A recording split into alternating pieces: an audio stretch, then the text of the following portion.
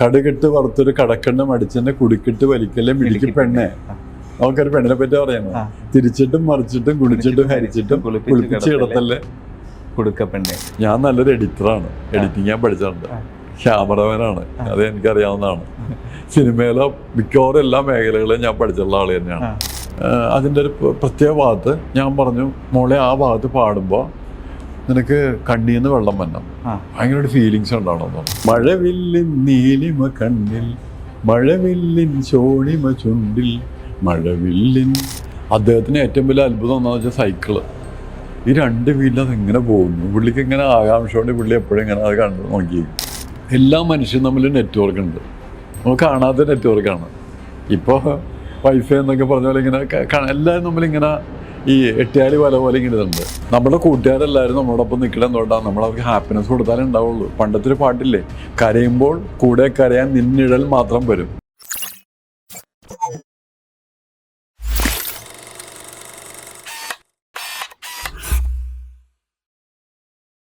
അപ്പം കാക്കോത്തിക്കാവിലെ കാര്യം പറഞ്ഞല്ലോ സാർ. കാക്കോത്തിക്കാവിലെ ഗാനരംഗത്തിലെ ഏറ്റവും വലിയ പ്രത്യേകത നമ്മുടെ നടൻ വിനീത്, അദ്ദേഹം ഒരു നർത്തകനും കൂടിയാണ്. പക്ഷേ അദ്ദേഹത്തെ അന്ന് വരെ ആരും അത്തരത്തിലൊരു ഡാൻസ് പെർഫോമൻസ് ചെയ്ത് കണ്ടിട്ടില്ല പുള്ളിയെ. അതൊരു വലിയ പ്രത്യേകതയായിരുന്നു, ആളുകൾ ആഘോഷമാക്കിയൊരു പാട്ടും കൂടിയാണ്. വളരെ രസകരമായ രീതിയിലാണ് രംഗം ചിത്രീകരിച്ചിരിക്കുന്നത്. അപ്പം അതിൻ്റെ കമ്പോസിങ് സമയത്ത് അത്തരം രസകരമായ അനുഭവങ്ങൾ വല്ലതും ഉണ്ടായിട്ടുണ്ടോ? അല്ല, ഈ ചിത്രീകരിക്കുക എന്ന് പറയുന്നത് മിക്കവാറും നമ്മൾ ആ സന്ദർഭങ്ങളിൽ പോകാറില്ല. ചിലപ്പോഴൊക്കെ പോകാറുണ്ട്. മിക്കവാറും ഈ പാട്ടുകളൊക്കെ എടുക്കുമ്പോൾ അതിൻ്റെ കൊറിയോഗ്രാഫർ ഉണ്ടാവും, എല്ലാ ഡയറക്ടേഴ്സും ഒക്കെ ആയിട്ട് മാറുന്ന സമയമാണ്. അപ്പോൾ പാട്ട് ചെയ്യുമ്പോൾ തീർച്ചയായിട്ടും എനിക്കൊരു വിഷ്വൽസ് ഉണ്ടാകുന്നുണ്ട്. കാരണം എന്താണെന്ന് വെച്ചാൽ അതിൻ്റെ പിന്നിൽ കഥകളുണ്ട് എല്ലാത്തിനും. ഞാൻ നല്ലൊരു എഡിറ്ററാണ്, എഡിറ്റിംഗ് ഞാൻ പഠിച്ചിട്ടുണ്ട്, ക്യാമറമാനാണ്, അത് എനിക്കറിയാവുന്നതാണ്. സിനിമയിലെ മിക്കവാറും എല്ലാ മേഖലകളും ഞാൻ പഠിച്ചിട്ടുള്ള ആൾ തന്നെയാണ്. എൻ്റെ ഏറ്റവും വലിയ ലക്ഷ്യം എന്താണെന്ന് വെച്ചാൽ ഡയറക്ടർ ആകാന്ന് തന്നെയായിരുന്നു. ലാല് ഡയറക്ടറായി, ഞാൻ പതുക്കെ മ്യൂസിക്കിലേക്ക് മാറിയെന്ന് മാത്രമേ ഉള്ളൂ. മനസ്സിലായി?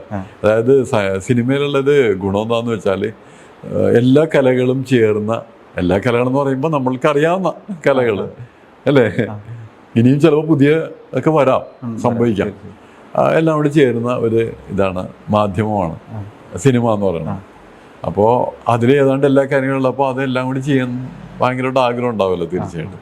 അപ്പോൾ ഒരു പാട്ട് ചെയ്യുമ്പോൾ തന്നെ അതിന് വിഷ്വല് മനസ്സിൽ വരാറുണ്ട് തീർച്ചയായിട്ടും. അപ്പോൾ അത് നമ്മളുടെ ഉള്ളിൽ വന്ന വിഷ്വൽസ് തന്നെ ചിലപ്പോൾ അവിടെ ആകാൻ സാധ്യതയുണ്ട്, ചിലപ്പോൾ അതിൽ നിന്ന് വ്യത്യസ്തമായിട്ടുള്ള കുറേ കൂടി മനോഹരമാകാറുണ്ട്.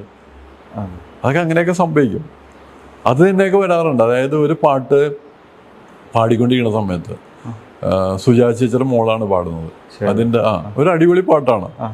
അപ്പോൾ അതിൻ്റെ അനുപല്ലിയുടെ ഒരു ഭാഗത്ത്, അടിപൊളി പാട്ടിൻ്റെ ഒരു ഭാഗത്ത്, അതിൻ്റെ ഒരു പ്രത്യേക ഭാഗത്ത് ഞാൻ പറഞ്ഞു, മോളെ ആ ഭാഗത്ത് പാടുമ്പോൾ നിനക്ക് കണ്ണീന്ന് വെള്ളം വരണം, ഭയങ്കര ഒരു ഫീലിങ്സ് ഉണ്ടാവണമെന്ന് പറഞ്ഞു. അപ്പോൾ അവൾ പറഞ്ഞു, സാറേ ഇതിൽ ഫീലിങ്സിൻ്റെ ഉള്ള വരികളിലൊന്നുമില്ല, പാട്ടുവാണെങ്കിൽ അടിപൊളിയാണ്. അപ്പോൾ അതെങ്ങനെയാണെന്ന് വെച്ചപ്പോൾ ഞാൻ പറഞ്ഞു അതും എനിക്കും അറിയാൻ പാടില്ല, എൻ്റെ മനസ്സിൽ നിന്നൊരു തോന്നലാണ്, നീ ഒന്ന് കുറച്ചു നേരം നിർത്തി വെക്കുക, എന്നിട്ട് മനസ്സിലും ധ്യാനിച്ചിട്ട് ഒന്ന് പാടാൻ പറഞ്ഞു. അപ്പോൾ അവൾക്കൊരു ഗ്യാപ്പ് കിട്ടാൻ വേണ്ടി ഞാൻ പുറത്തേക്ക് ഇറങ്ങി. ഞാൻ ഈ സമയത്ത് എന്നെ മെക്കാഡിൻ വിളിക്കുന്നു, അതിൻ്റെ സ്ക്രിപ്റ്റ് റൈറ്ററാണ്. പുള്ളി വിളിച്ചിട്ട് പറഞ്ഞു, പാട്ടെടുത്തുകൊണ്ടിരിക്കണം, അന്നൊരു കാര്യം പറയാനുണ്ട്. ഈ പറഞ്ഞ പെർട്ടിക്കുലർ ഭാഗത്ത് അവിടെ ഒരു സീനുണ്ട്, അവളത് അറിയുന്നുണ്ട്, അറിഞ്ഞിട്ട് ഒരാളതിൻ്റെ വരുമ്പോൾ അവളത് തിരിച്ചറിയാണ്. തിരിച്ചു കഴിയുമ്പോൾ അടിപൊളിയാണ് പാടണമെന്നുണ്ടെങ്കിൽ അവളുടെ ഉള്ളിലൊരു വേദന വരുന്നുണ്ടെന്ന് പറഞ്ഞു. അതെങ്ങനെ സംഭവിച്ചു? ഞങ്ങൾ തമ്മിൽ അതിനെപ്പറ്റി സംസാരിച്ചിട്ടില്ല, മനസ്സിലായോ? അപ്പോൾ എനിക്ക് പറയാനുള്ളതെന്ന് വെച്ചാൽ നമ്മൾ വിചാരിക്കണത്, ഇപ്പോൾ നിങ്ങളോട് ഞാൻ ചോദ്യം ചോദിച്ചോട്ടെ. അതായത് നമുക്കറിയാവുന്ന കാര്യങ്ങളുണ്ട്, അറിയില്ലാത്ത കാര്യങ്ങളുണ്ട്. ഇപ്പം നമ്മളൊരു റൗണ്ട് വരയ്ക്കുകയാണ്, റൗണ്ടിൻ്റെ ഇത്രയും ഭാഗം നമുക്ക് അറിയാവുന്ന കാര്യങ്ങളാണ്, ഇത്രയും ഭാഗം നമുക്കറിയില്ല, ഇത്രയും കൂടുതൽ ഭാഗം നമുക്ക് അറിയില്ലാത്ത കാര്യങ്ങളായിരിക്കും, ബാക്കി ഇത്രയും ഭാഗമില്ലേ, അതെന്താന്ന് പറയാമോ? ഇല്ല. വെറുതെ പറയത്, ആലോചിച്ചിട്ട് പറ. അറിഞ്ഞതും അറിയാത്തതും അതിൻ്റെ വേറെ ഒന്ന്. അതായത് നമ്മൾ എവിടെയെങ്കിലും ചെന്നിട്ടാണ് സംസാരിക്കുക, എന്തെങ്കിലും ചെയ്യുമ്പോൾ എല്ലാവരും ചിന്തിക്കുന്നത് നമുക്കെന്ത് കിട്ടി, നമുക്കെന്താ ഗുണം എന്നല്ല ചിന്തിക്കുന്നത്. അതൊരു കോമൺ മനുഷ്യർ ചിന്തിക്കുന്ന ഒരു ഇതാണ്. അത് തെറ്റാണെന്ന് ഞാൻ പറയണില്ല, പക്ഷേ ഞാനെപ്പോഴും അതല്ലാതെ ഞാൻ എന്നെ കൊണ്ടിട്ട് അവർക്ക് എന്ത് ഗുണം കിട്ടി? എന്ത് കാര്യത്തിനും. ഒരു സിനിമക്ക് പാട്ട് ചെയ്യുകയാണെങ്കിൽ അതുകൊണ്ടിട്ട് ആ പടം ഞാനിങ്ങനെ പറയാറുണ്ട്, എനിക്കാകെ ചെയ്യാൻ പറ്റുന്ന ആ പാട്ടാണ്, അതിൻ്റെ ബാക്ക്ഗ്രൗണ്ട് സ്കോറാണ്. അതിലൂടെ ആ പാട്ട് വിജയിപ്പിക്കാണ്ട് മാക്സിമം ഞാൻ ചെയ്യാമെന്നുള്ളതാണ് എൻ്റെ പണി, അല്ലേ? അത് വേറെ ഒന്നുമില്ല. എന്ന് പറഞ്ഞ പോലെ നിങ്ങളിപ്പോൾ വന്നു കഴിയുമ്പോൾ നിങ്ങൾക്ക് എന്തെങ്കിലും കിട്ടി എങ്കിൽ എനിക്ക് സന്തോഷമാണ്. അല്ലാണ്ട് ഇതെന്നെ പ്രൊമോട്ട് ചെയ്യണ കാര്യമൊന്നും എല്ലാവർക്കും മലയാളികൾക്ക് അറിയാമല്ലോ തന്നെ, അല്ലേ? എൻ്റെ പാട്ടിൽ കേട്ടിട്ടുണ്ട്, അതിലൂടെ അറിഞ്ഞാൽ മതിയല്ലോ, ഫേസ് കൂടി കാണേണ്ട കാര്യമൊന്നുമില്ല. അപ്പം പക്ഷേ ഈ ഇൻ്റർവ്യൂവിലൂടെയാണെങ്കിൽ പോലും ഇത് കാണുന്നവർക്കും കുറച്ച് പേർക്കെങ്കിലുമൊക്കെ എന്തെങ്കിലുമൊക്കെ കിട്ടുന്നുണ്ടെങ്കിൽ അതൊക്കെ സന്തോഷമുള്ള കാര്യമാണ്. അപ്പോൾ അതിൻ്റെ ഭാഗമായിട്ടാണ് അതിന് ചോദ്യങ്ങളോട് ചോദിച്ചത്. ഇത്രയും ഭാഗം നമുക്കറിയാവുന്നത്, റൗണ്ട് വരയ്ക്കണേ അല്ലെങ്കിൽ ഇത്രയും ഭാഗം നമുക്കറിയാം ഇങ്ങനെ വരയ്ക്കുകയാണെങ്കിൽ, അല്ലേ? ബാക്കി ഇത്രയും അതിൽ കൂടുതൽ ഭാഗം നമുക്ക് അറിയില്ലാത്ത കാര്യങ്ങൾ, ബാക്കി ഒരുപാട് ഇത്ര ഏരിയ ഉണ്ട്. ആ ഏരിയയിലുള്ള കാര്യം എന്താണെന്നല്ല ഞാൻ ചോദിച്ചത്. 2-3 ഉത്തരങ്ങൾ എൻ്റെ മനസ്സിലുണ്ട്. പറ. ഒരെണ്ണം സാധ്യതകൾ, പിന്നെ ചോയ്സസ്, അങ്ങനെയൊക്കെയാണ് എനിക്ക് തോന്നിയിട്ടുള്ളത്. സാധ്യതകളൊക്കെ എനിക്ക് അറിയാമല്ലോ. പിന്നെ കിട്ടിയിട്ടില്ല, വേറെ ആരെണ്ണം മനസ്സിലൂടെ പോയത്. നമുക്ക് അറിയാവുന്നത്, അറിയില്ലാത്തത്. ഇപ്പോൾ തെങ്ങ് കയറാൻ അറിയില്ലല്ലോ. ഇല്ല. നിസ്സാര കാര്യമൊന്നുമല്ലോ അത്, അല്ലേ? ചെറുതായിട്ട് കാണാൻ പറ്റില്ല നമ്മൾ, അല്ലേ? അങ്ങനെ ഓരോ കാര്യങ്ങളും. ചിലപ്പോൾ സൈക്കിൾ ഓട്ടാൻ അറിയാൻ പറ്റില്ല, നമുക്ക് കാറ് ഓടിക്കുമായിരിക്കും, പക്ഷെ സൈക്കിൾ ഓട്ടാൻ അറിയില്ലായിരിക്കും, അല്ലേ? എൻ്റെ ഒരു സുഹൃത്തിൻ്റെ ഫാദറുണ്ട്, അയാൾ വലിയൊരു എഴുത്തുകാരനാണ്, VVK ബാലത്തെന്ന് പറയും. അദ്ദേഹത്തിന് ഏറ്റവും വലിയ അത്ഭുതം എന്താണെന്ന് വെച്ചാൽ സൈക്കിള്. ഈ 2 വീലിൽ അത് ഇങ്ങനെ പോകുന്നു. പുള്ളിക്ക് ഇങ്ങനെ ആകാംക്ഷയോടെ പുള്ളി എപ്പോഴും ഇങ്ങനെ അത് കണ്ട് നോക്കിയിരിക്കും, മനസ്സിലായ? ഓരോ കാര്യങ്ങൾ അത്ഭുതമാണ്. ഭൂമി ഇങ്ങനെ നിൽക്കുന്ന അന്തരീക്ഷത്തിൽ, അല്ലേ? ഇങ്ങനെ തൊടാണ്ട് കറയും കൊണ്ടിരിക്കുന്നു. പ്രപഞ്ചത്തിൻ്റെയൊക്കെ ആയിട്ട് മൊത്തം നമ്മൾ അത്ഭുതപ്പെടുന്ന കാര്യങ്ങളല്ലേ. പക്ഷെ ഇതൊക്കെ ആലോചിച്ചിട്ട് ആരും തല പോക്കാണ്ട. ഇല്ല. പക്ഷേ ഇതൊക്കെ ആലോചിക്കുമ്പോൾ കിട്ടുന്നൊരു സുഖമൊന്നും വേറെ തന്നെയാണ്. അതാണ്. അപ്പം എന്ന് പറഞ്ഞ പോലെ നമുക്ക് അറിയാവുന്ന കാര്യങ്ങൾ, അറിയില്ലാത്ത കാര്യങ്ങൾ. ഇനി എന്താണെന്നറിയാമോ? ഉണ്ടെന്ന് പോലും അറിയാത്തതാണ്. അതുണ്ടെന്ന് പോലും നമുക്കറിയില്ല. അതാണ് ഏറ്റവും കൂടുതലുള്ളത്. ശരി, അല്ലേ? മറ്റേതൊക്കെ അറിയില്ലാത്തതാണ്. എനിക്ക് സൈക്കിളിലോട്ട് അറിയാം, അതറിയാം. മറ്റേ നമുക്ക് അറിയില്ല, പക്ഷെ ഉണ്ടെന്ന് നമുക്ക് അറിയാവുന്നതാണ്. ഈ അത്രയും ഭാവം എന്ന് പറയുന്നത് ഉണ്ടെന്ന് പോലും അറിയില്ല. അതാണ്. പക്ഷേ ആ ഉണ്ടെന്ന് പോലും അറിയില്ലാത്ത കാര്യങ്ങളിൽ ചില കാര്യങ്ങൾ നമ്മൾ ഒരു എന്താ പറയുക, മെഡിറ്റേഷനിലേക്കോ അല്ലെങ്കിൽ ഒരു സംഗീതത്തിൻ്റെ തന്നെ ഒരു എങ്കിലും തലത്തിലേക്ക് നമ്മൾ സഞ്ചരിച്ച് കഴിയുമ്പോൾ അറിയാതെ നമുക്ക് വെളിപ്പെട്ട് വരുമെന്നൊക്കെ പറയുകയാണെങ്കിൽ അങ്ങനെ വരാറുണ്ട്. അത് ചിലപ്പോൾ ശരിയാണോന്നൊന്നുമില്ല കേട്ടോ. എന്താ വെച്ചാൽ ഉണ്ടെന്ന് പോലും അറിയാത്ത കാര്യങ്ങളാണ്. അത് ചിലപ്പോൾ ഭ്രാന്തമായിട്ട് ചിന്തിക്കാം. അങ്ങനെ ചിന്തിക്കുമ്പോൾ എനിക്ക് തോന്നുന്നൊരു കാര്യമുണ്ട്, എല്ലാ മനുഷ്യരും തമ്മിൽ നെറ്റ്വർക്ക് ഉണ്ട്. നമുക്ക് കാണാത്ത നെറ്റ്വർക്കാണ്. ഇപ്പോൾ വൈഫൈ എന്നൊക്കെ പറഞ്ഞ പോലെ ഇങ്ങനെ എല്ലാവരും നമ്മളിങ്ങനെ ഈ എട്ടിയാലി വല പോലെ ഇങ്ങനെ ഇതുണ്ട്, അതുണ്ടത്. അപ്പം ഇതെല്ലാം കണക്റ്റഡാണ്. അങ്ങനെ ഒരു ചിന്ത വരാൻ അതിനെപ്പറ്റി പറയുന്നത് നീണ്ടുപോകും. അതുകൊണ്ട് ഈ എപ്പിസോഡ് ഒതുങ്ങാത്തതുകൊണ്ട് കൂടുതലും പറയാനുള്ള. പക്ഷെ ഒന്നുകൂടി പറയണത് തന്നെ, നമ്മുടെ ശരീരം നമ്മൾ വിചാരിക്കുകയാണ് ഇത് ഞാനെന്ന് പറയണം. ശരിക്കും ഞാനല്ല കേട്ടോ. നമ്മളുടെ ശരീരത്തിലെ ഓരോ കോശങ്ങളും വേറെ വേറെയാണ്. അതിന് എന്താ പറയുക, വേറെ വ്യക്തിത്വങ്ങളാണ് ഓരോ കോശങ്ങളും. അതുകൊണ്ടിട്ടാണ് നമ്മളോട് ചേരാണ്ടിരുന്ന ചില കോശങ്ങൾ ക്യാൻസറായിട്ടൊക്കെ മാറുന്നത്. നമ്മൾ വിചാരിക്കണ പോലെയാണ് അവൻ വളർന്നത്, വലുതായി പോവില്ലേ. ക്യാൻസർ ഇപ്പോൾ ഏറ്റവും വലിയ രോഗമായിട്ട് നിൽക്കുന്നതാണ്. അപ്പോൾ നമ്മളുടെ ദൗത്യം എന്താണെന്നറിയാമോ? ശരീരത്തിലെ ഓരോ കോശങ്ങളെയും കൺട്രോളിലാക്കുക എന്ന് വെച്ചാൽ ഹാർമണിയിൽ നിർത്തുക. അങ്ങനെ ഹാർമണി നിർത്താനായിട്ട് ഒറ്റ മാർഗ്ഗമുള്ളൂ. എന്താണെന്നറിയാമോ? ഹാപ്പിനെസ് കൊടുക്കുക. നമ്മുടെ കൂട്ടുകാരെല്ലാവരും നമ്മളോടൊപ്പം നിൽക്കണം എന്തുകൊണ്ടാണ്? നമ്മളവർക്ക് ഹാപ്പിനെസ് കൊടുത്താലേ ഉണ്ടാവുള്ളൂ. പണ്ടത്തെ ഒരു പാട്ടില്ലേ, കരയുമ്പോൾ കൂടെ കരയാൻ നിന്നിഴൽ മാത്രം വരും, ചിരിക്കുമ്പോൾ 1000 പേര് വരും. അത് നെഗറ്റീവായിട്ടല്ല എടുക്കണ്ട, പോസിറ്റീവായിട്ട് എടുക്കേണ്ടത്. നമ്മൾ കൊടുക്കുന്നവരാകുക, എല്ലാവരും സന്തോഷിപ്പിക്കുന്നവരാകുക. അപ്പോൾ എല്ലാവരും ഉണ്ടാവില്ലേ എന്ന് പറഞ്ഞാൽ നമ്മുടെ ബോഡിയിലും നമ്മളുടെ ബോഡിക്ക് ആനന്ദം കൊടുക്കുന്ന ലെവലിലേക്ക് നമ്മളുടെ മനസ്സ് ചിന്തകളെ കൊണ്ടുവന്നു കഴിഞ്ഞാൽ, സംഗീതം കൊണ്ടിട്ടോ കല കണ്ടിട്ടോ കൊണ്ടുവന്നു കഴിഞ്ഞാൽ ബോഡിയിലെ ഓരോ കോശങ്ങളും കറക്റ്റായിട്ട് തന്നെ പ്രവർത്തിക്കാൻ തുടങ്ങും, ഹാർമണിയിൽ പ്രവർത്തിക്കാൻ തുടങ്ങും. ഹാർമണിയെ തെറ്റിക്കില്ല അവർ. എന്താ വെച്ചാൽ അവരതിനെപ്പറ്റി ചിന്തിക്കില്ല. അപ്പം നമ്മൾ ദേഷ്യപ്പെടുമ്പോൾ എന്താ സംഭവിക്കണത്? അറിയാണ്ട് ഞരമ്പൊക്കെ കോച്ച് വലിച്ച് അതൊക്കെ ഉണ്ടാവുന്നില്ലേ? നമുക്കുള്ളിൽ ഒരു മനസ്സിലോ ചിന്ത ദേഷ്യം വരികയാണ്, അനുസരിച്ച് വരുന്നുണ്ടോ? സംഭവിക്കുന്നില്ലേ? അതുപോലെ തന്നെ നമ്മൾ ആനന്ദത്തിലിരിക്കുമ്പോൾ എല്ലാം ആനന്ദത്തിലായിട്ട് നന്നായിട്ട് പ്രവർത്തിക്കാൻ തുടങ്ങും. രോഗമില്ലാത്ത അവസ്ഥയിലേക്ക് പോകാൻ കഴിയും എന്നൊരു തോന്നല് ഈ പറഞ്ഞ പോലെ ഉള്ള ഒരു തലത്തിലുള്ള സംഭവമാണ്. അങ്ങനെ ഒരു ചിന്തയിൽ എൻ്റെ ഒരു 15 വർഷം ഞാൻ ഉപയോഗിച്ചിട്ടുണ്ട്. അതൊക്കെ പിന്നീട് എങ്ങനെ ഒരു സമയത്ത് ഞാൻ പറയാം. ഇപ്പം എന്തൊക്കെയുണ്ട്. ഇപ്പം നമ്മൾ തിരിച്ച് സിനിമയിലേക്ക് വന്നു കഴിഞ്ഞാൽ രണ്ടാമത്തെ സിനിമ ബ്ലാക്ക് ആയിരുന്നു. അതെ, അതും ലാൽ സാർ തന്നെയായിരുന്നു നിർമ്മിച്ചത്. അന്നത്തെ കാലത്ത് ഗാനമേളകളിലൊക്കെ നിറഞ്ഞു നിന്നൊരു ഗാനമായിരുന്നു അമ്പലക്കര തെച്ചിക്കാവില് പൂരം. ആ ഗാനത്തിന്റെ ഉദയം ശരിക്കും എങ്ങനെയായിരുന്നു? ഓരോ പാട്ടിൻ്റെ പിന്നിലും കഥകളുണ്ട്. ഓരോ പാട്ടിന് ഇപ്പം നിങ്ങൾ ഒരു പടത്തിൽ നിന്നാണ് അടുത്ത പടത്തിലേക്ക് വന്നു ചതിക്കാത്തതിൽ ഓരോ പാട്ടിന് പുറകിലും കഥകളുണ്ട്. അപ്പോൾ ഇപ്പോൾ അമ്പലക്കര പറ്റിയാണെങ്കിൽ ചോദിച്ചത്. അമ്പലക്കര തെച്ചിക്കാവ് എന്നുള്ള പാട്ട് എനിക്ക് ഭയങ്കര വെല്ലുവിളിയായിട്ടുള്ള പാട്ടായിരുന്നു. കാരണം എന്താ വെച്ചാൽ അതിലൊരു പാട്ടേ ഉള്ളൂ. അതെ, ഒരു വർഷം കഴിഞ്ഞിട്ടാണ് ആ പാട്ട് വരുന്നതെന്ന് പറയണം. ചതിക്കാത്തതെന്ന് പേര് അടുത്ത വർഷമാണ് ആ പാട്ട്. അപ്പോൾ ആ പാട്ട് ഹിറ്റായില്ലെന്നുണ്ടെങ്കിൽ പിന്നെ എനിക്ക് മുന്നോട്ടില്ല, യാത്രയില്ല, സിനിമാ ജീവിതം. എന്നാൽ ആ സിറ്റുവേഷൻ അനുസരിച്ച് എനിക്കൊരു പാട്ട് ചെയ്യാൻ കഴിയുള്ളൂ. അതല്ലേ അങ്ങനെ കാര്യമാണല്ലോ. ആ സിറ്റുവേഷനിൽ നിന്നുകൊണ്ടിട്ട് റഹ്മാൻ്റെ പാട്ടൊക്കെയുള്ള പാട്ടാണ് അല്ലേ. അപ്പോൾ ആ സിറ്റുവേഷനിൽ നിന്നുകൊണ്ടിട്ട് ജനങ്ങൾ ഹിറ്റാക്കുന്നൊരു പാട്ടാണ് എനിക്ക് വേണ്ടത്. അപ്പോൾ ഞാൻ എൻ്റെ ഈ ചിന്തകൾ എനിക്ക് ഉപകാരപ്രദമായി. ഞാനിങ്ങനെ സങ്കല്പിക്കുകയാണ് ഇതെല്ലാം നെറ്റ്വർക്ക് ഉണ്ടെങ്കിൽ എല്ലാവരും തമ്മിൽ. അപ്പോൾ എൻ്റെ ഭാഷ ഞാൻ പറയാതെ തന്നെ നിങ്ങൾക്ക് അറിയാൻ പറ്റും. എങ്ങനെയാണ് ഞാൻ ആ ഒരു ലെവലിലേക്ക് ഞാനിങ്ങനെ ഉയർന്നാൽ എപ്പോഴും ആവുന്നില്ല.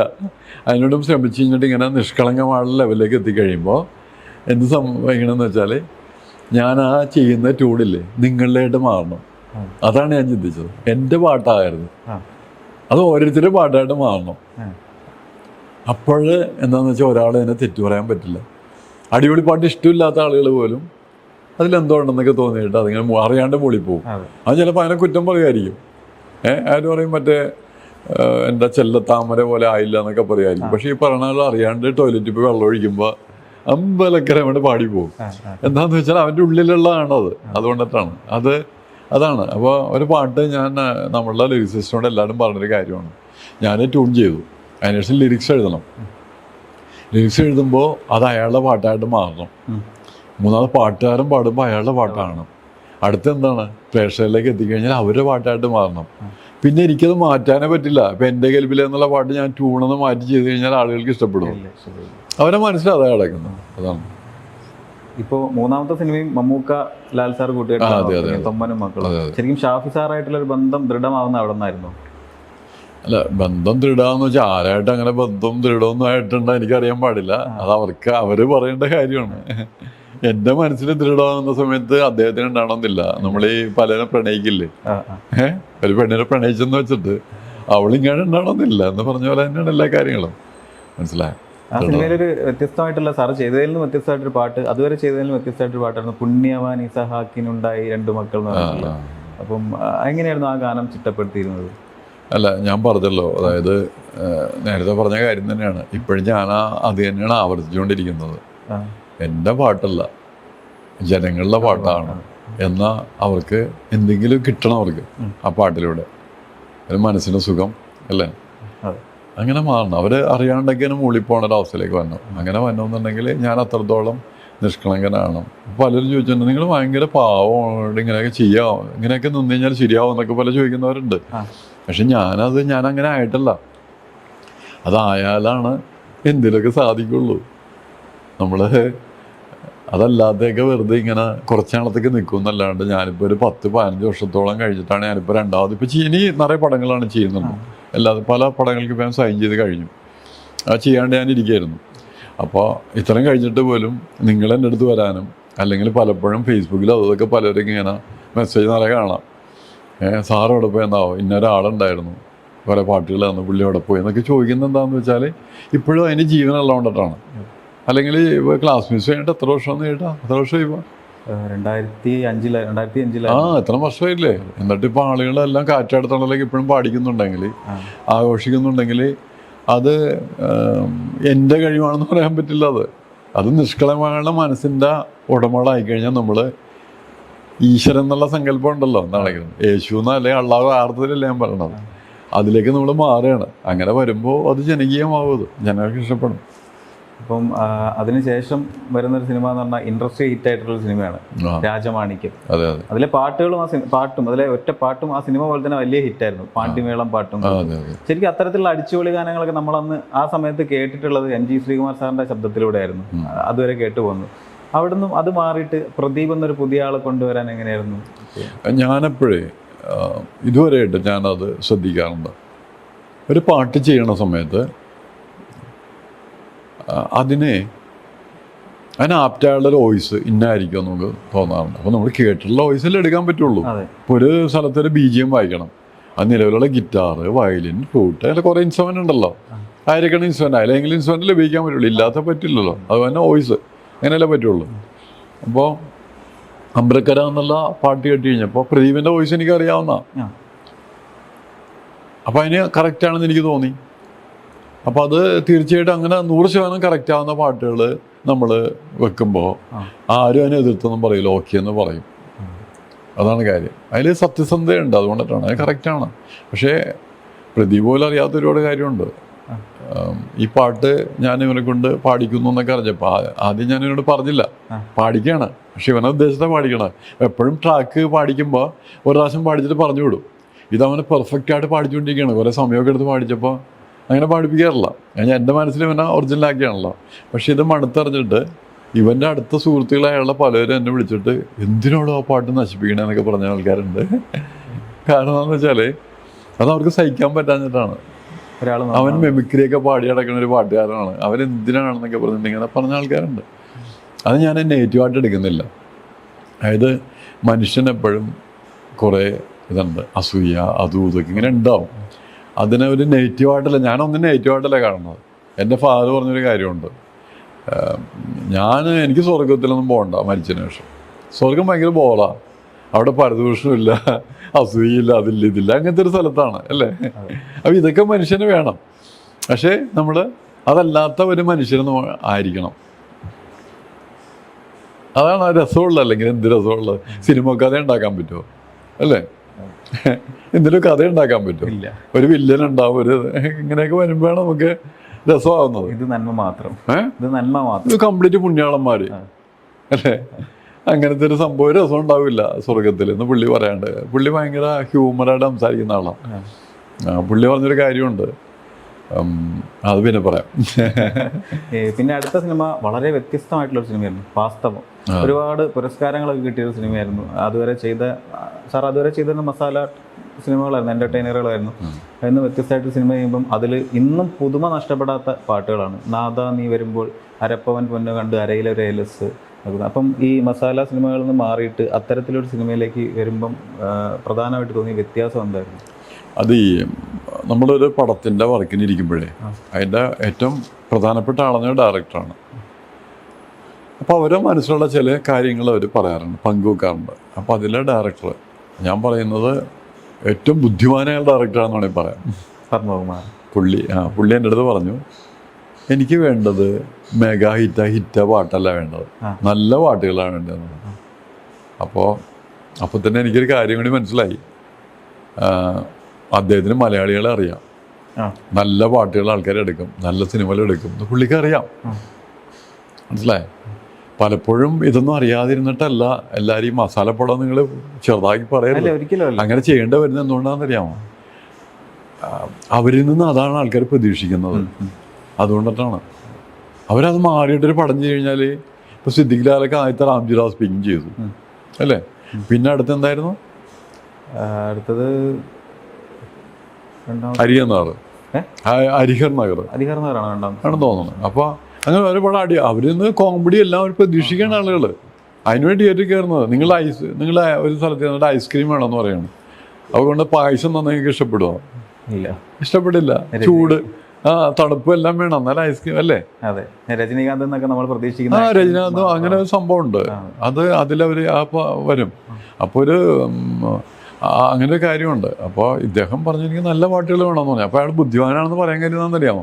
നല്ല പാട്ടുകൾ, നല്ല മെലഡിയായുള്ള സോങ്ങുകൾ മലയാളികൾ ഭയങ്കര ഇഷ്ടപ്പെടും. അതായത് വിദ്യാഭ്യാസത്തിലും സംഗീതത്തിലും ഭയങ്കര വലിയ നിലവാരം പുലർത്തുന്നവരാണ് മലയാളികൾ. മനസ്സിലായോ? ആൾക്ക് വെറുതെ തോന്നുന്ന അടിപൊളി പാട്ടുകളാണെന്ന്. അടിപൊളി പാട്ടുകൾ ആ ഒരു നിമിഷ ടൈമിൽ നിൽക്കുള്ളൂ. ഇപ്പോൾ പാണ്ഡ്യവേളം പോലും എനിക്കിപ്പോൾ കേൾക്കാൻ തോന്നില്ല, ഞാനത് ഓഫ് ചെയ്ത് നോക്കും. എൻ്റെ മെലഡി പോലും ഞാൻ ഓഫ് ചെയ്ത് നോക്കാറുണ്ട്. എന്നുവെച്ചാൽ അതൊന്നും അല്ല, ഞാൻ അപ്പുറത്തൊരു സാധനം ചെയ്യണമെന്ന് തോന്നേണ്ടതായിട്ടാണ്. മിക്കവാറും ഞാൻ സത്യം തൊട്ട് പറയണം. അതിലൊന്നും കേൾക്കുമ്പോൾ ചിലപ്പോൾ ഞാൻ കേൾക്കാറുമില്ല, ഒരു പാട്ട് എൻ്റെ അടുത്ത് ഞാൻ കേൾക്കാറില്ല. ഇഷ്ടപ്പെടാതെ ഏതെങ്കിലും ഒരു പാട്ട് എനിക്ക് പോരാന്ന് തന്നെയാണ് തോന്നുന്നത്. ഇതൊന്നും പോരാ. ഇതിനപ്പുറത്ത് ആളുകളാ, ഞാൻ പറഞ്ഞില്ലേ, ഞാനിപ്പോൾ അത് പറയാൻ പറ്റാത്ത അവസ്ഥയുണ്ട്. ഒരു കാര്യമുണ്ട് അതിൽ, അത് അങ്ങനെ സംഭവം ഉണ്ട്, അതൊന്നും പോരാ. അതല്ലാത്ത ലെവലിലൊക്കെ ചെയ്യാനുള്ള സംഗീതം എന്ന് പറയുന്നത് വലിയ സംഭവമാണ്. അത് ഒരുപാട് സാധ്യതകളുണ്ട്. അന്ന് ഉപയോഗിക്കണുള്ള ആൾക്കാർ, ഞാൻ ഉപയോഗിക്കണില്ല ഇനിയും. അതുകൊണ്ടാണ് പോരാന്ന് പറയുന്നത്. മനസ്സിലായി? ഇപ്പോൾ 15 വർഷം കഴിഞ്ഞിട്ട് എന്നെ നിങ്ങൾ ഓർക്കുന്നു, ആ സംഗീതം നന്നായിട്ട് തന്നെയാണെന്നൊക്കെ പറയുമെങ്കിലും അതല്ല, ഭൂമിയുള്ള കാലത്തോളം നിൽക്കുന്ന രീതിയിലുള്ള പാട്ടുകളൊക്കെയാണ് നമ്മൾ ചെയ്യേണ്ടത്. അല്ലെങ്കിൽ എല്ലാ രാജ്യക്കാർക്കും ഇഷ്ടപ്പെടുന്ന രീതിയിൽ വല്ലാത്തൊരു ഫീൽ ഉണ്ടാക്കുന്നത്, അത് കേട്ട് കഴിഞ്ഞാൽ പരമാനന്ദത്തിലേക്കോ അല്ലെങ്കിൽ വേറെ ലെവലിലേക്ക് എത്തുന്ന അങ്ങനെയുള്ള തലങ്ങളൊക്കെ ഉണ്ട് പാട്ടിന്. പറയാൻ കാരണം വെച്ചാൽ ഞാനങ്ങനെ സിനിമ ചെയ്യുന്നുണ്ട്, ഡയറക്റ്റ് ചെയ്യുന്നുണ്ട്. അതിൻ്റെ ലക്ഷ്യം അതാണ്. എന്താണെന്ന് വെച്ചാൽ ഡയറക്ടർ ആവശ്യപ്പെടുന്ന ഒരു പാട്ടല്ലേ എനിക്ക് കൊടുക്കാൻ പറ്റുള്ളൂ. അപ്പോൾ അതുകൊണ്ടാണ് ഇങ്ങനത്തെ പാട്ടുകൾ ചെയ്യേണ്ടി വരുന്നത്. അതിനപ്പുറത്തെ ലെവലിലുള്ളൊരു പാട്ട് അത് എൻ്റെ പടത്തിലല്ലേ പറ്റുള്ളൂ. വേറെ ആളുകൾ വെച്ച് പരീക്ഷിക്കുന്നത് ശരിയല്ലല്ലോ. പറഞ്ഞോളൂ. അപ്പം 2006 ഓഗസ്റ്റ് 25 കേരളത്തിലൊരു ട്രെൻഡ് സെറ്ററായി, ഏറ്റവും വലിയ ട്രെൻഡ് സെറ്ററായിട്ടുള്ള സിനിമ റിലീസായിട്ടുള്ള വർഷമാണ്. അതിനൊപ്പം അതിലെ പാട്ടുകളും ക്ലാസ്മേറ്റ്സ് ആണ് ഉദ്ദേശിച്ചത്.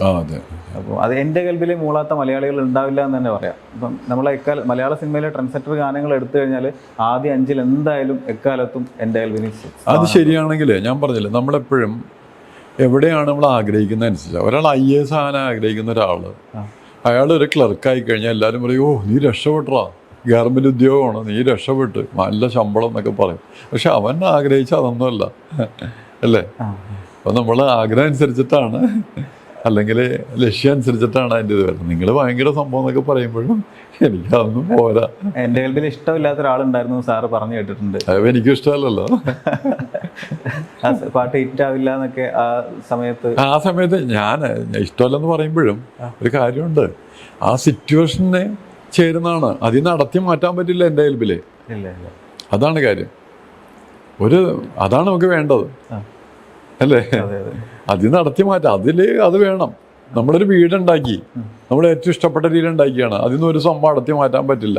പക്ഷെ നിങ്ങൾ ഇനിയൊരു വീടുണ്ടാക്കി അതുണ്ടാക്കില്ല, അത് മാറ്റി വേറെ ടൈപ്പിൽ ഉണ്ടാക്കുള്ളൂ. ശരിയല്ലേ? അതാ കാര്യം. ഇപ്പം ആ സിനിമയെ തന്നെ എൻ്റെ കൽവിലെ മാറ്റി നിർത്തി കഴിഞ്ഞാൽ കുറേ ഹിറ്റ് ഗാനങ്ങൾ വീണ്ടും ഉണ്ട്. കാറ്റാടി തണലും, ബോട്ട്, പിന്നെ അതുപോലെ സിനിമയിൽ യൂസ് ചെയ്യാത്ത ചില്ലു ജാലക എന്ന ഗാനമൊക്കെ ഉണ്ട്. സാറിൻ്റെ പേഴ്സണൽ ഫേവറേറ്റ് ഏതായിരിക്കും ആ സിനിമയിലെ ഗാനങ്ങളിൽ?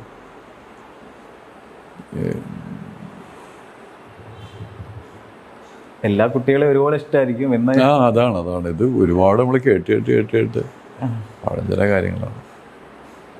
എപ്പോഴും ഉണ്ടല്ലോ, നല്ല പാട്ടായിട്ടും ശ്രദ്ധിക്കപ്പെടാത്ത പാട്ടായിരിക്കുള്ളൂ എല്ലാ സംഗീത സംവിധായകനും ഇഷ്ടം. ഏറെ ഇഷ്ടം അതായിരിക്കുള്ളൂ. മക്കളെ പോലെ തന്നെ, മക്കളിൽ ഒരാൾ അവൻ കഴിവുണ്ട്, പക്ഷെ അവനൊന്നും ആയില്ലെങ്കിൽ അവനോട് അറിയാതെ ഒരു സ്നേഹം വരും. പക്ഷെ മറ്റുള്ളവരൊന്നും അറിയിക്കില്ല, മാതാപിതാക്കളെ അറിയിക്കില്ല. അങ്ങനെ തന്നെയാണ് വരുള്ളൂ. അങ്ങനെ പറയുകയാണെങ്കിൽ ചെല്ലപ്പാപ്പ എന്നുള്ള പാട്ട് എനിക്ക് ഭയങ്കര ഇഷ്ടമാണ്. മാഡ് ഡാഡ് എന്നുള്ള സിനിമയിൽ ചെല്ലപ്പാപ്പ എന്നൊരു പാട്ടുണ്ട്. അത് മാനവതി എന്നുള്ള രാഗത്തിലാണ് ചെയ്തത്.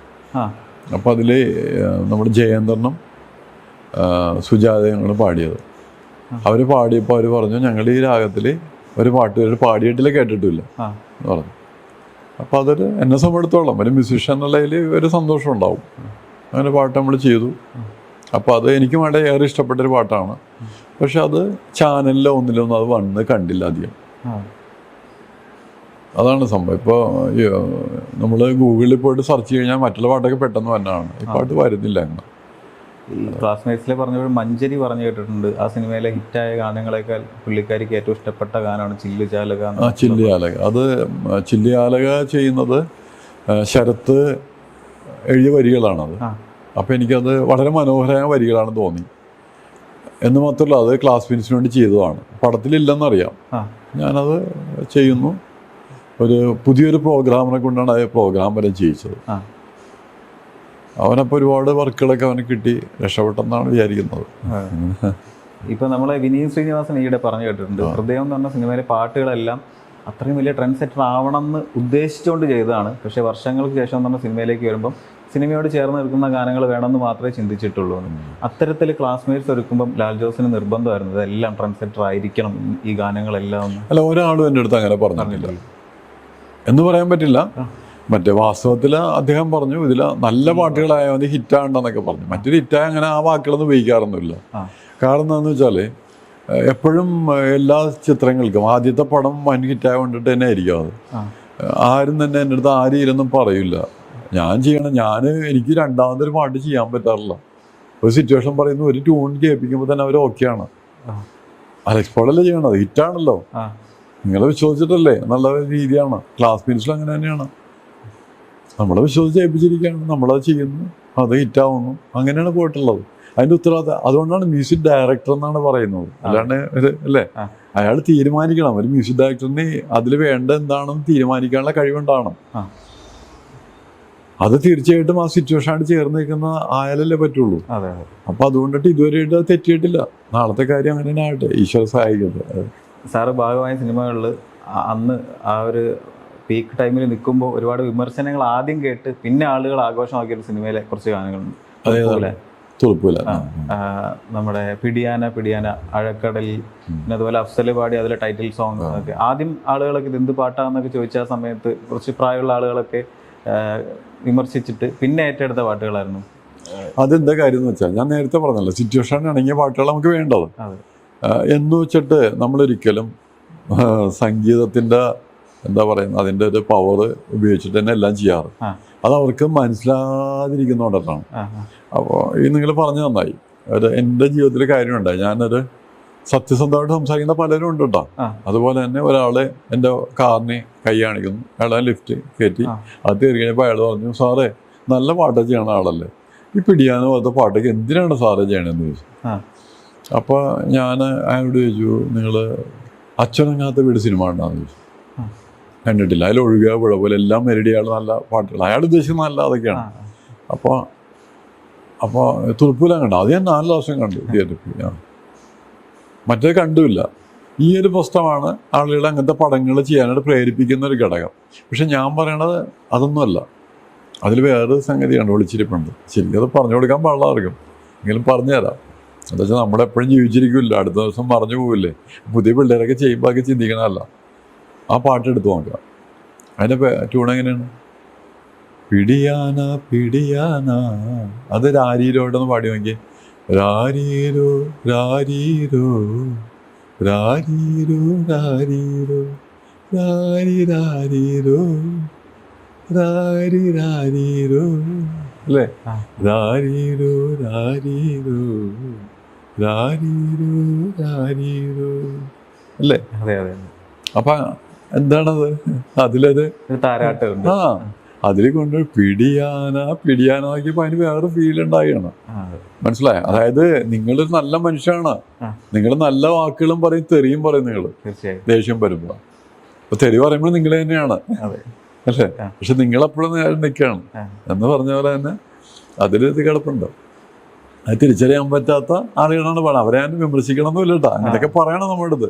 അതൊക്കെ രസമാണ്, എന്നാലും നമുക്കിത് പറയാൻ പറ്റുള്ളൂ. 2007 സാറിൻ്റെ കരിയറിലെ ഏറ്റവും മികച്ച വർഷം എന്നൊക്കെ പറയുന്നത്. കാരണം ഒരുപാട് സൂപ്പർ ഹിറ്റ് സിനിമകളുടെ ഭാഗമാകാൻ പറ്റി. ഹലോ, മായാവി, ചോക്ലേറ്റ്, പന്തേ കോഴി, അലിബായ് തുടങ്ങി ഒരുപാട് സിനിമകൾ, ഒരുപാട് മികച്ച പാട്ടുകളും ഉണ്ടായിരുന്നു.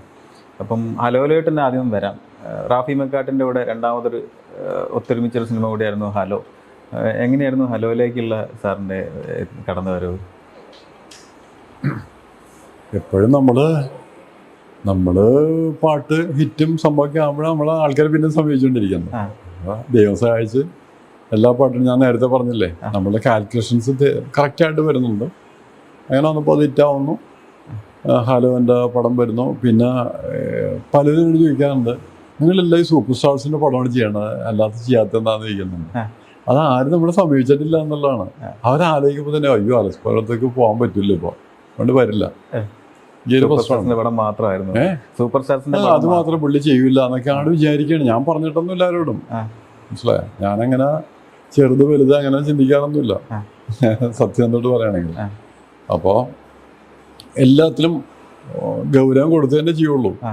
ഇപ്പോൾ സൂപ്പർ സ്റ്റാർസിനാണെങ്കിൽ അല്ലാത്തതാണെങ്കിൽ എന്താണെങ്കിലും അതുപോലെ തന്നെ ഗൗരവം കൊടുത്ത് ചെയ്യുള്ളൂ. ഞാൻ ചെയ്യണ പടം മെഗാ ഹിറ്റാക്കുക എന്നുള്ളൊരു ലക്ഷ്യം എനിക്ക് എപ്പോഴും ഉണ്ട് കേട്ടോ. ഇത് വേറെ കാര്യം. അപ്പം ഹലോയിലേക്ക് വന്നു കഴിഞ്ഞാൽ ഒരുപാട് കൗതുകങ്ങളുള്ള പാട്ടുകളാണ് ഹലോയുടെ ഏറ്റവും വലിയ പ്രത്യേകത. അല്ല ഈ ചെല്ലത്താമര എന്നുള്ള പാട്ട് ചിത്ര ചേച്ചി വരി തെറ്റിച്ച് പാടിയാന്നൊക്കെ ഞാൻ വായിച്ചു കേട്ടിട്ടുണ്ട്. എവിടെയെങ്കിലും ഇല്ല, വരിയും ധരിച്ചിട്ടുണ്ട്. വെള്ളത്താമര എന്നായിരുന്നു. ഇല്ല ഇല്ല ഇല്ല, അങ്ങനെയൊന്നുമില്ല. ഇല്ല ഇല്ല, അത് ലിറിക്സ്, അത് ഈ ലിറിസിസ്റ്റുകൾ സംസാരിക്കുമ്പോഴേ പറയാൻ രസത്തിന് വേണ്ടി പലതൊക്കെ പറയുന്നതാണ്. അതായത് തീർച്ചയായിട്ടും വരികൾ എഴുതുമ്പോൾ പല ഓപ്ഷൻസ് വരില്ലേ.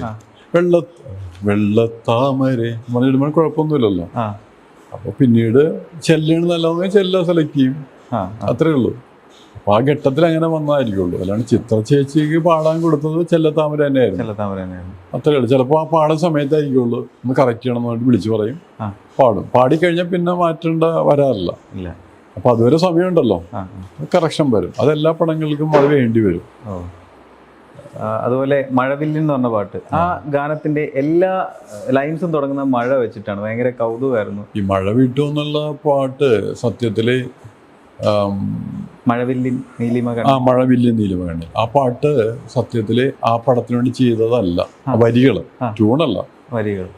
അതായത് പന്തേക്കോഴി എന്നുള്ള സിനിമയില് സുന്ദരിയെ ചെമ്പകമലർ എന്നുള്ള പാട്ടുണ്ട്. കേട്ടിട്ടുണ്ട്. സുന്ദരിയെ ചെമ്പകമലര് അല്ലേ, മഴമീട്ടും അല്ല, നമ്മുടെ പാട്ടാണ് മഴവില്ലിൻ നീലിമ കണ്ണിൽ, മഴവില്ലിൻ ചോണിമ ചുണ്ടിൽ, മഴവില്ലിൻ. അതിനുവേണ്ടി എഴുതിയാണത്, ആ ട്യൂണിന് വെച്ചിട്ട് എഴുതിയാണ്. അപ്പോൾ ഞാൻ പറഞ്ഞു, എടാ എനിക്ക് ഏറെ ഇഷ്ടപ്പെട്ട് വരികള്. പക്ഷെ നമ്മുടെ സിറ്റുവേഷനിൽ കുറച്ചും കൂടി സാധാരണക്കാരുടെ സിനിമയാണ്, ഇതല്ല എന്ന് പറഞ്ഞിട്ടാണ് സുന്ദരിയെ ചെമ്പകമലരെ എന്നാണ് എഴുതിയത്. അപ്പോൾ നല്ലൊരു വരി അദ്ദേഹം എഴുതി വെച്ചിട്ട് അത് എടുക്കാണ്ടിരിക്കുക എന്ന് പറയുന്നൊരു വിഷമമുള്ള കാര്യമാണ്. ഹലോന്റെ സിനിമ വന്നപ്പോൾ ആ സിറ്റുവേഷനിൽ എനിക്ക് ആ ലൈൻസ് കറക്റ്റ് ആണെന്ന് തോന്നുന്നു. ഒരു മഴയുടെ സമയത്ത് ചെയ്യുന്ന പാട്ടാണ്. അപ്പോൾ റാഫിയുടെ പടത്തിൽ രണ്ടാമത്തെ പാട്ടാണ് മഴ വെച്ചുള്ള പാട്ട് ചെയ്തിട്ടുള്ളത്. ആദ്യത്തെ ചതിക്കാത്ത എന്തുമില്ല പാട്ടുണ്ട്. അപ്പോൾ ഇതൊരു മഴയുടെ പാട്ടാണെന്ന് പുള്ളി പറഞ്ഞു. അപ്പോഴാണ് ആ ലിറിക്സ് വരാൻ പറഞ്ഞു. എന്നിട്ട് ആ ലിറിക്സ് വെച്ചിട്ടാണ് മഴവില്ലിൻ നീലിമ കണ്ണിൽ എന്ന് ചെയ്തത്. അപ്പോൾ അതുപോലെ തന്നെയായിരുന്നു കടുകിട്ട് വറുത്തരു. ലാലേട്ടൻ ആ സിനിമ മുഴുവൻ പൂണ്ട് വിളയാടിയായിരുന്നു. ഒരു വൺ മാൻ ഷോ ആയിരുന്നു പുള്ളിയുടെ. ആ പാട്ട് കടുകിട്ട് വറുത്തരു പാട്ട് അതിമനോഹരമായിട്ട് അയാൾ പ്രണയിക്കുന്ന മദ്യത്തിനെ വർണ്ണിക്കുന്നൊരു ലൈൻസ് ആയിരുന്നു അതിൽ. അത് എങ്ങനെയായിരുന്നു ചിട്ടപ്പെടുത്തിയത്? സാറിൻ്റെ നിർദ്ദേശപ്രകാരമായിരുന്നു? അതായത് നിങ്ങൾ പലപ്പോഴും പല കാര്യങ്ങളും ഓഡിയൻസ് അത് അറിയണമെന്നില്ല. പക്ഷെ നമ്മൾ പല കാര്യങ്ങളും അതിൻ്റെ ഉള്ളിൽ കുറേ കഥകൾ ഇതൊക്കെ ഉണ്ടാവും. എന്ന് പറഞ്ഞാൽ നിങ്ങൾ പറഞ്ഞില്ലേ, മദ്യത്തിനെ പറ്റിയുള്ള പാട്ടല്ല ശരിക്കും. കേൾവിക്കാർക്ക് അങ്ങനെ തോന്നും. പക്ഷെ അതിലെ കഥാപാത്രം നായികയില്ലേ, നായികക്ക് തോന്നുന്നത് അവളെ പറ്റി പാടുന്നതായിട്ടാണ്. കടുകിട്ട് വറുത്തൊരു കടക്കണ്ണ് മടിച്ചെന്നെ കുടിക്കിട്ട് വലിക്കല്ലേ മിടിക്ക് പെണ്ണെ. നമുക്കൊരു പെണ്ണിനെ പറ്റി പറയുന്നത്. തിരിച്ചിട്ടും മറിച്ചിട്ടും കുടിച്ചിട്ടും ഹരിച്ചിട്ടും കുളിപ്പിച്ച് കിടത്തല്ലേ കുടുക്കപ്പെണ്ണെ എന്ന് പറഞ്ഞ പെണ്ണിനെ പറ്റിയാണ്. അവളുടെ വീല് നോക്കുമ്പോൾ അവളെ പറ്റി പാടാൻ നേരിട്ടാണ് അവൾ അതിനോടൊപ്പം അർമാദിക്കുന്നത്. മനസ്സിലായോ? പക്ഷേ അതുപോലെ തന്നെ മോഹൻലാൽ എന്നുള്ള കഥാപാത്രം ഉണ്ടല്ലോ, അയാള് മദ്യത്തിനെ പറ്റിയാണ് പാടുന്നത്. മനസ്സിലായോ? അപ്പോൾ അത് വളരെ കേൾക്കുമ്പോൾ ഒരു സിമ്പിൾ പാട്ട് അല്ലെങ്കിൽ തല്ലിപ്പൊളി പാട്ടാണെങ്കിൽ ചിലപ്പോൾ ആൾക്കാർ പറയും മറ്റേ പാട്ടൊക്കെ നോക്കിയിട്ട് മെലഡിയുള്ള പാട്ടിൽ നോക്കുമ്പോൾ. പക്ഷേ അതിൽ ഇങ്ങനെ ഇതുണ്ട്. അത് നിസാര ആളുകൾക്കൊന്നും എഴുതാൻ പറ്റില്ല. അത് മോഹൻലാലിന്റെ വ്യൂവില് കുപ്പിനെ പറ്റി എഴുതുമ്പോൾ അവള് ചിന്തിക്കണം എന്നെ പറ്റിയാണെന്ന് വിചാരിക്കണം. ആ രീതിയിലാണ് ആ പാട്ട് പോകുന്നത്. അതുകൊണ്ടാണ് അത് ആ പടത്തില് ഭയങ്കര രസകരമായത്. വെറുതെ നോക്കുമ്പോൾ ഒരു പെണ്ണിനെ പറ്റി ഒരു അങ്ങനെ വേണമെങ്കിൽ പാടാമല്ലോ, കോളേജിൽ വേണമെങ്കിൽ പാടാമല്ലോ. കടുകിട്ട് വറുത്തൊരു കടക്കണ്ണ മടിച്ചെന്നെ കുടുക്കിട്ട് വലിക്കല്ലേ മിടിക്ക് പെണ്ണെ, നീ പിണങ്ങിയാൽ ഉടനെ അറ്റാക്ക് എന്നൊക്കെയാണ്. മനസ്സിലായ പെണ്ണിനെ പറ്റിയല്ലേ? അതെ അതെ, നീ പിണങ്ങിയാൽ ഉടനെ അറ്റാക്ക്, കത്തി കയറുന്ന കണക്കുള്ള പോക്ക് വരികളാണ്. പക്ഷെ ഇപ്പൊ നിങ്ങളത് മദ്യത്തെ പറ്റിയാണ് വിചാരിച്ചു. ഞാൻ ഇതുവരെ വിചാരിച്ചിരുന്നത് മദ്യത്തെ പറ്റിയായിരുന്നു തന്നെയാണ്. അതെ അതെ, അങ്ങനെ തന്നെ വിചാരിക്കേണ്ടത്. ഓഡിയൻസും അങ്ങനെ തന്നെ വിചാരിക്കേണ്ടത്. പക്ഷെ അവളുടെ വീലൂടെ നോക്കുമ്പോൾ അങ്ങനെയല്ല. അല്ല, അതാണ്. അതുകൊണ്ടാണ് അവള് ഇവനോടൊപ്പം ചേർന്ന് നിൽക്കുന്നത് ആ സിനിമ മുഴുവൻ. പിന്നെ അതുപോലെ അതിന്റെ ടൈറ്റിൽ സോങ് ഹലോ ഹലോ അവൾ ചിരിച്ചു എന്നൊക്കെ പറഞ്ഞിട്ടുള്ള അന്നത്തെ കാലത്ത് റിംഗ് ടോൺ അവൾ വിളിച്ചു. അപ്പം അന്നത്തെ കാലത്ത് റിംഗ് ടോൺ ഒക്കെ ആയിട്ട് പലരും സെറ്റ് ചെയ്തിരുന്നൊരു ഗാനമായിരുന്നു അത്. ഏറ്റവും ആദ്യം റെക്കോർഡ് ചെയ്തിരുന്നതും ആ പാട്ടായിരുന്നു. ആ പാട്ട് സത്യത്തില് അത് ഒരു ടൈറ്റിൽ സോങ് ആയിട്ടാണ് ചെയ്തത്. ആ. ഈ പറഞ്ഞ ഹലോ എന്നുള്ളത്. ആ. അതും ഇതുപോലെ തന്നെ ചതിക്കാത്ത അന്തൂല പോലെ എൻ്റെ കഥയുണ്ട് എൻ്റെ പിന്നിൽ. ആ. ആ സിനിമയിൽ ആദ്യം അങ്ങനെ ഒരു പാട്ട് ഉദ്ദേശിച്ചിരുന്നതല്ല. അപ്പോൾ ഇതൊരു ഫോണിനെ സംബന്ധിക്കുന്നൊരു കഥയാണ്. കംപ്ലീറ്റ് ഫോണാണ്, ഫോണിൽ വരുന്ന പുസ്തകങ്ങൾ കൊണ്ടാണ് ഉണ്ടാവുന്നത്. അപ്പോൾ അതുകൊണ്ടാണ് അങ്ങനത്തെ ഒരു വരികൾ വെച്ചൊരു പാട്ടുണ്ടാക്കാൻ തീരുമാനിക്കുന്നു. അത് ഡയറക്ടർക്ക് ഏറെ ഇഷ്ടപ്പെട്ടത്, കൊള്ളാമെന്ന് പറഞ്ഞു. അങ്ങനെയാണ് ആ പടത്തിൽ വരുന്നത്.